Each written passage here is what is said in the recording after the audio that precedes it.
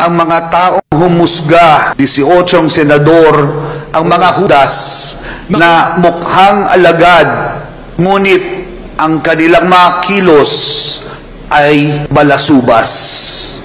Sila ang mga Pilato na may kapangyarihan bilang hari ng saligang batas, ngunit naghugas ang kamay upang imbis ang hari ng katotohanan ang bigyan laya, pinili ang kamatayan at si Barabas. Lahat naman ho tayo makasalanan, pero ang nakakaya yung isang pare na kung makahusga at makatawag ng hudas, kung makapagsalita, mas das pa.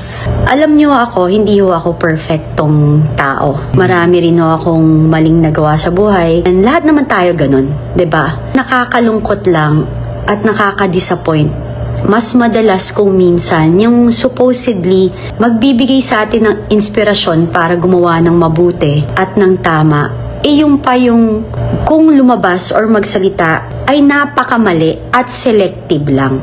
Ayoko na sana na magsalita about them or about religion, pero gusto ko lang malaman na sa ibang matitinong pare sa inyo po, kung meron hong isang paring ganyan na selective ho mag-isip, tas nire-represent ho ang inyong institusyon, napakapangit.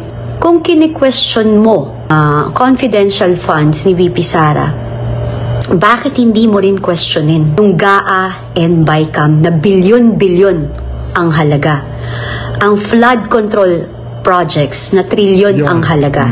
Yung PhilHealth Fund, Father Flavor, na mas bilyon na ang daming mamamayang Pilipino ang may kailangan. Ang Maharlika Funds, bakit kayo nananahimik? Bakit hindi nyo kine-question yung bilyong-bilyong pondong nawawala compare sa 100 millions? Why? Ano ba talaga? Para ba kayo sa bayan? O sa pansarili nyong interes? Or sa may nag-uutos sa inyo? Hindi na ho kayo kapanipaniwala.